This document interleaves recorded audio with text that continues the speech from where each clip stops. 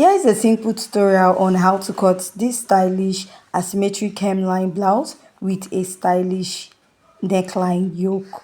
Now to start this pattern, I've gone ahead to draft out all my basic measurements for this pattern. I marked out the shoulder to bust, shoulder to under bust, shoulder to waist, and my blouse length. So I'm adding extra 5 inches, or you can go ahead to measure the blouse length that you want to use for this pattern. So I'll go ahead to mark my shoulder divided by 2 plus ½ inch, because this dress has a sleeve and you come down by 1 inch here. Mark out a basic neckline of 3 inches to serve as a guide. Place your ruler to connect. After you're done connecting, go ahead to find your chest line, which is your bust circumference divided by 6 plus 1.5 inches. Whatever you have, make a mark and draw out a straight line there. Now, place back your tape and you're going to mark your shoulder measurement divided by 2 at this point. Now, after you're done marking that, place your ruler and you're going to go ahead to take this all the way up. After you're done connecting at this point, place your ruler or place your tape and then mark the midpoint of your armhole. After marking that, come out by ½ inch at this point. Here, place your tape and you mark your bust round measurement divided by 4. After marking that, go ahead to connect this all the way up and also connect at the other side of your pattern. After you're done marking this, you will start by marking your dart. And to mark your dart, you need your nipple to nipple measurement divided by 2.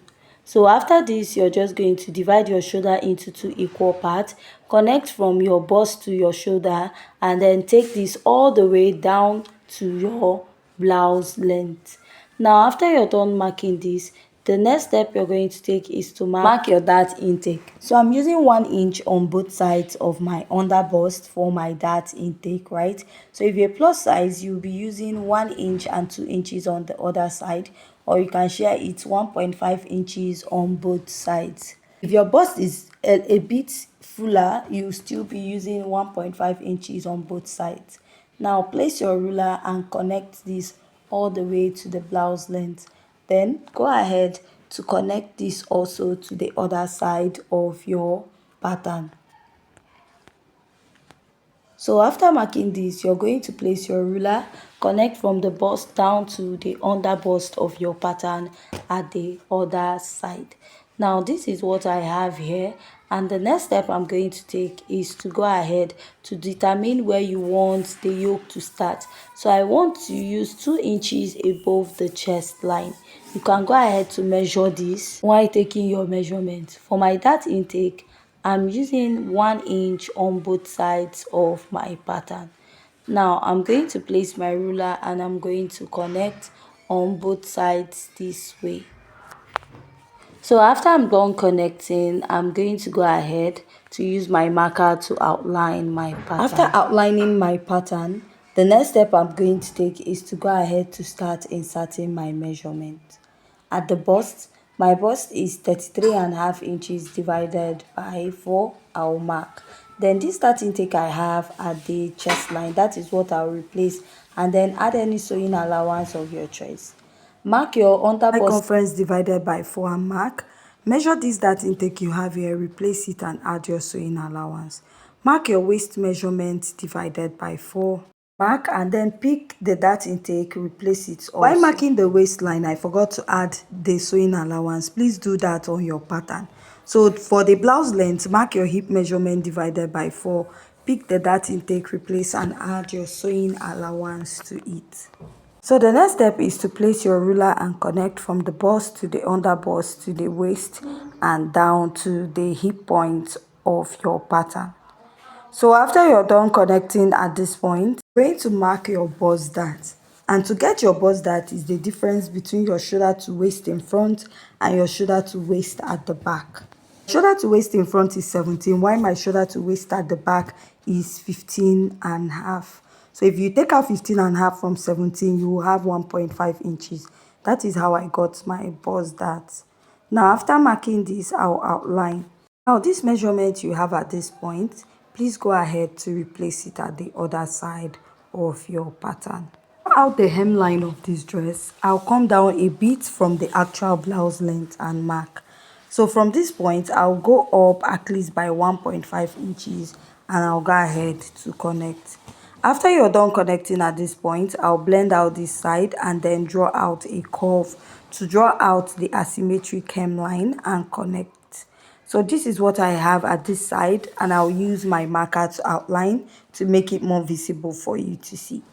The next step I'm going to take is to go ahead, use my tracing wheel and trace the lower part. If you don't have the tracing wheel, you can just cut it out the same when you're cutting out. So remark all these measurements on this other side of your pattern.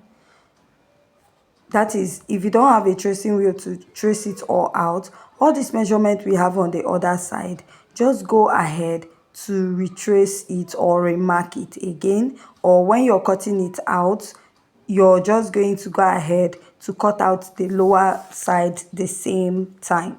Now I'll outline this area at the over bust and I'll make a little curve on top. So after I'm done marking this, we are going to work on the neckline. From the shoulder here, I will come in by 3.5 inches. You can use 3.5 to 4 inches. Then I'll connect this to this point. Now I'll measure another 3.5 inches, and what I'll do is place my curve drill and I will connect this all the way to this point. So this is my yoke now. Here is my center front and my side front. What I'll do is just to go ahead and I will cut this out. If you have any questions so far, please kindly go ahead to ask. So this is what I explained. You can go ahead to cut the lower parts together. While cutting this, please make sure you blend out your darts and then go ahead to cut out. So I'll just go ahead to cut out the rest of the neckline of this pattern, and after cutting this, we are going to cut out the sides together this way so that we are going to have the same measurements. This is my yoke and I'm cutting the bodies. After cutting, we're going to go ahead to draft out the back pattern of this dress. For the back pattern, I've gone ahead to mark out my basic measurement for this pattern.